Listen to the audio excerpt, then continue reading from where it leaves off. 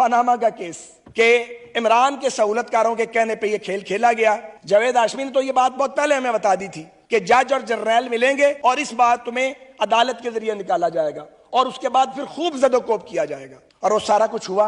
हम जब जेलों से आते थे तो चीखे नहीं मारते थे, अदालतों में हमारे साथ नाइंसाफी हो रही थी। हम जेलों में बंद थे, चीफ जस्टिस साहिबान जो थे उस दौर के, उन्हें हमारी शक्लें पसंद नहीं थी, उस दौर की एजेंसियों को हम ठीक नहीं लगते थे, उस वक्त की एस्टेब्लिशमेंट ने हमें जेल में डाला हुआ था और ये एक शैतानी इताअत था। इससे कम मैं इसे कुछ नहीं कह सकता। इस मुल्क में मकबूल सियासी क़यादत को या मार्शल लॉ के जरिए टारगेट किया जाता है या अदालती जबर और नजरिया जरूरत के तहत टारगेट किया जाता है। जनाब स्पीकर, आज इस वक्त ईवान में मुझसे पहले जनाब लॉ मिनिस्टर ने और असाद महमूद साहब ने बड़ी मुदल्लिल गुफ्तगू की है आज के फैसले के हवाले से।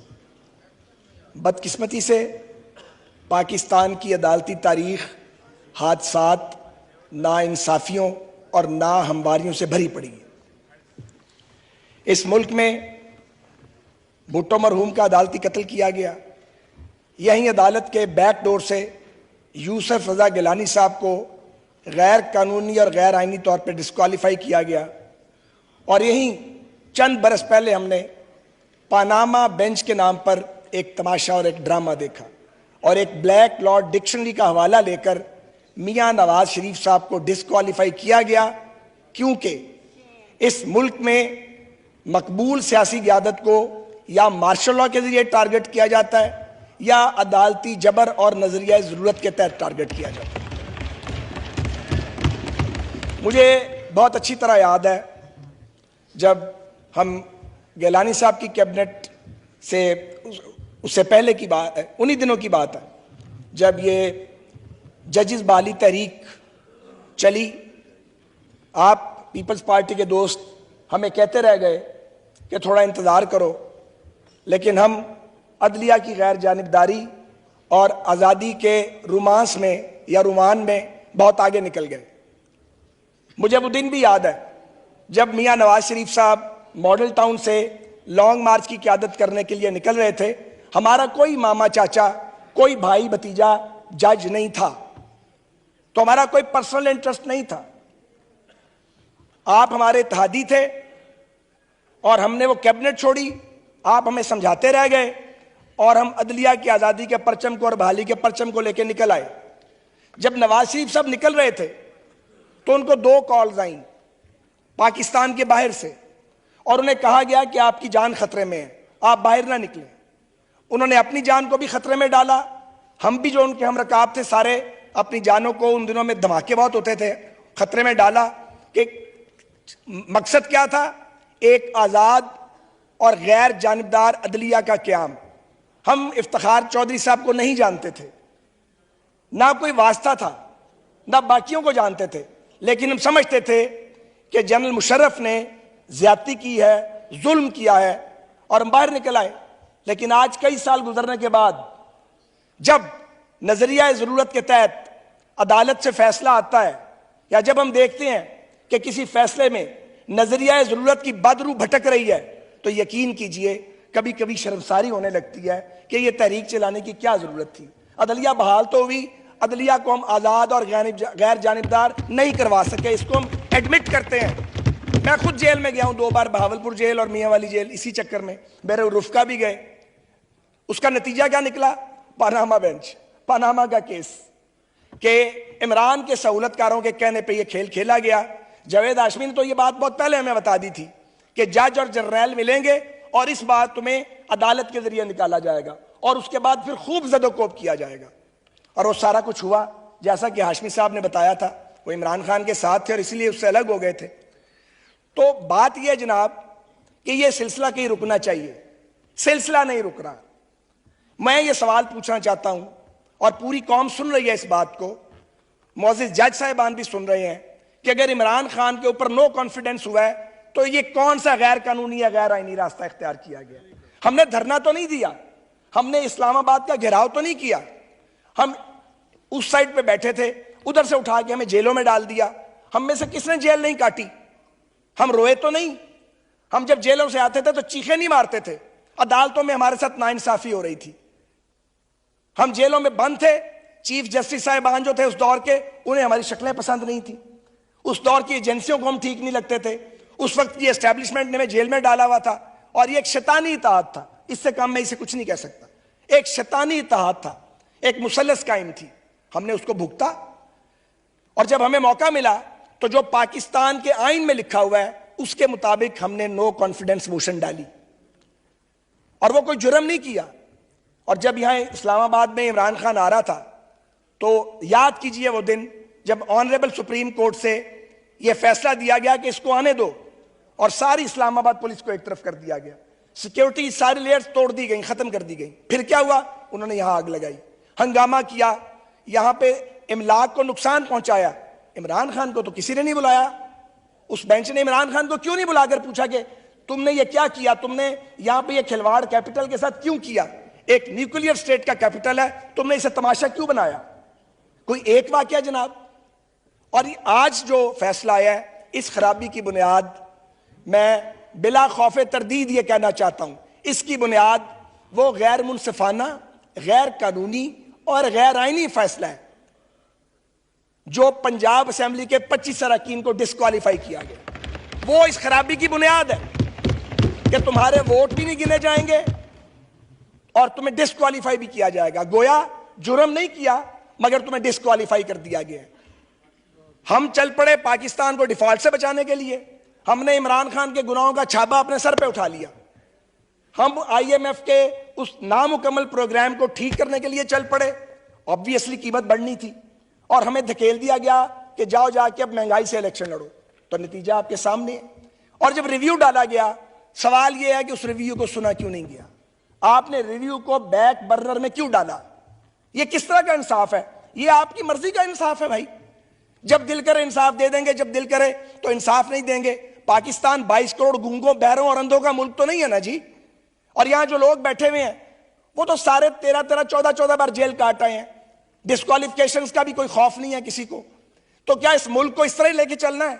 लोग भूख से मर रहे हैं, यहां नए नए खेल खेले जा रहे हैं। यहां एक आदमी को फिर वापस लाने के लिए फैसिलिटेशन की जा रही है।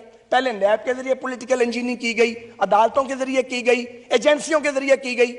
अब भी वो रास्ता नहीं रुक रहा, वो सिलसिला बंद नहीं हो रहा। तो ये सिलसिला हमें कबूल नहीं है और हम इसमें खामोश नहीं रहेंगे। मैं बड़े एहतराम से कहना चाहता हूं कि यह गलतफहमी दूर कर दी जाए कि कोई सियासी कारकुन, कोई सियासी जमात इस नाइंसाफी पर चुप रहेगी। हम चुप नहीं रहेंगे, हम बात करेंगे, हम सवाल पूछेंगे।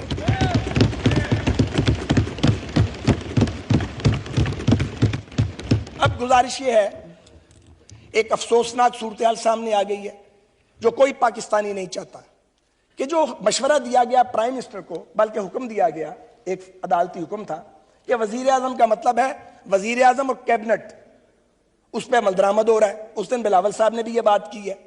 तो क्या सुप्रीम कोर्ट का मतलब चीफ जस्टिस साहब और सुप्रीम कोर्ट के सारे मुअज़्ज़िज़ जज नहीं है? वहां कुछ और निजाम है, यहां कोई और। हमारे लिए हुक्म और है, अपने लिए मामला डिफरेंट है। ये नहीं चल सकता इस तरह। ये डबल स्टैंडर्ड्स नहीं चल सकते जनाब। एक ही मायार कायम किया जाएगा।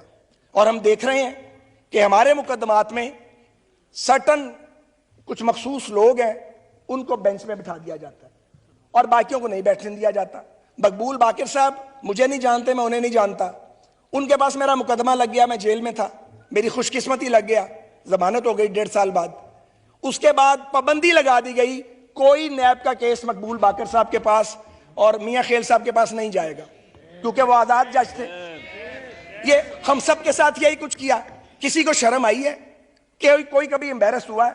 अब जब आप प्राइवेट मजलिसों में मिलते हैं तो आप कहते हैं हम माफी चाहते हैं, गलती हो गई थी। तो मैंने उनको कहा, साहब को मैंने कहा, नहीं ये प्राइवेट माफी वाली बात नहीं है, आपने मुल्क के साथ खिलवाड़ किया है। तो ये काम हम क्यों करते हैं कि जब हम फारिग हो जाएं तो उसके बाद माफियां मांगनी पड़े या हम माशरे में जाने के काबिल ना रहे? ये बड़ी ज्यादती है। अब आप ये देखिए कि गवर्नमेंट क्या करे। 4-3 का फैसला जो 4 जजेस कह रहे हैं कि ये दुरुस्त नहीं है, 3 साहिबान कह रहे हैं कि दुरुस्त है, तो 4-3 के फैसले को माने या 3 के फैसले को माने? हमें आपने किस दोराहे पे लाके खड़ा कर दिया जनाब? आपको चाहिए था कि आप अपने हाउस को इन ऑर्डर करते। आपका हाउस इन ऑर्डर करना आपका काम है, हमारा काम नहीं है। अब यह कहा जा रहा है कि जी आप पंजाब में इलेक्शन कराएं। मैं इसके सियासी पहलू पे बात करना चाहता हूं। मिस्टर स्पीकर, मुझे पता है रोजे का भी है, अभी 40 मिनट बाकी है, मैं 10-15 मिनट में खत्म करता हूं। क्या पाकिस्तान 4 वफाकी इकाइयों पर मुश्तमिल मुल्क नहीं है? क्या पाकिस्तान का आइन चारों फेडरेटिंग यूनिट्स को इकट्ठे करके एक रियासत नहीं तश्कील देता? वो ये नहीं बताता आपको? और अगर आप पंजाब में इलेक्शन करवाएं, उजलत बड़ी है पंजाब में इलेक्शन की, बड़ी जल्दी है। इवन केपी में भी वैसे इलेक्शन की जल्दी नहीं है जैसे पंजाब में जल्दी पड़ी हुई है कि किसी तरीके से ये वापस आ जाए, ये बहरूपिया किसी तरीके से वापस आ जाए। तो फिर आप 2 मिनट के लिए इमरान की और हमारी सियासी जो इख्तिलाफ है उसे एक तरफ कर दें। आप ये सोचें, पंजाब पे ये तारीखी तौर पे इल्जाम लगता रहा है कि ये बड़ा सूबा है और ओवरवेलमिंग मेजॉरिटी है और ये डोमिनेट करता है वफाक के ऊपर। तो आप पंजाब में इलेक्शन करवा दें, आप केपी में इलेक्शन करवा दें, 4 महीने के बाद आप कौमी असेंबली का सिंध और बलोचिस्तान का इलेक्शन कराएं, तो ये कैसे मुमकिन है कि पंजाब और केपी के हुक्मरान कौमी असेंबली के इलेक्शन को बिलखसूस इन्फ्लुएंस नहीं करेंगे? और जब वो इन्फ्लुएंस करेंगे तो आइन सिर्फ ये नहीं कहता कि 90 दिन में इलेक्शन कराओ। ऐसा आइन हमें पढ़ाने की जरूरत नहीं है, हम भी आइन पढ़े हुए हैं। हम यहां सारे जाहिल नहीं बैठे हुए गामे माजे, 40-40, 50-50 साल की स्टैंडिंग है, हम सब ने पढ़ा हुआ है। हमें आइन की दस्तक पूरी सुनाई देती है। आइन की दस्तक सिर्फ ये नहीं कहती कि 90 दिन में इलेक्शन कराओ, आइन की दस्तक ये कहती है कि गैर जानिबदार भी होना चाहिए, ट्रांसपेरेंट भी होना चाहिए। तो जो पंजाब का हुक्मरान होगा और जो केपी का हुक्मरान होगा वो कौमी असेंबली के और बाकी सूबों के इलेक्शन को कैसे इन्फ्लुएंस नहीं करेगा? तो फिर ट्रांसपेरेंसी किधर जाएगी, फिर गैर जानिबदारी किधर जाएगी? इससे भी ज्यादा इंपॉर्टेंट बात है, फिर डस्का बन जाएगा ये इलेक्शन। ठीक कहा गया। तो मैं ये सवाल पूछता हूं कि मर्दमशुमारी बीच में है, बल्कि कंक्लूड होने के करीब है, लाखों नए वोटर जो हैं वो मौजूद हैं। आप पुरानी मर्दमशुमारी पे और पुरानी डिलिमिटेशन पे बजीदा के इलेक्शन करवाओ, तो वो जो लाखों वोटर जो पैदा हो चुके हैं और जो मौजूद हैं, उनको जब हक के राय दही नहीं मिलेगा तो वो इस जुडिशियल ऑर्डर की वजह से, जिसे जुडिशियल ऑर्डर कहा जा रहा है, उसकी वजह से नहीं मिलेगा। तो उनको आप कैसे किसी वोटर के हक को डिनाई कर सकते हैं कि तुम वोट ना डालो? तो सवाल यह है, वसाइल की तकसीम का मामला, डिलिमिटेशन का मामला, इलेक्शन को इन्फ्लुएंस करने का मामला, और जनाब स्पीकर टॉप ऑफ इट, क्या गारंटी है कि अगर यह इलेक्शन हो जाए तो इसके नताइज को सब मानेंगे? हमने 71 के सानहे से सबक क्यों नहीं सीखा? हम सबक क्यों नहीं सीखते? हम जाती ख्वाहिशात को हम क्यों गालिब आने देते हैं कौमी मुफादात के ऊपर? और उस दिन मरियम नवाज साहबा ने जो बात की थी उसका एक गवाह मैं भी हूं। हमें कहा गया था, हमें इन्फ्लुएंस किया जा रहा था कि आप जो सुप्रीम कोर्ट के जज साहिबान हैं उनकी रिटायरमेंट की उम्र जो है वो अब 68 पे लेके जाएं। मुझे भी राब्ता किया गया था। तो मरियम नवाज साहबा ठीक कह रही थी।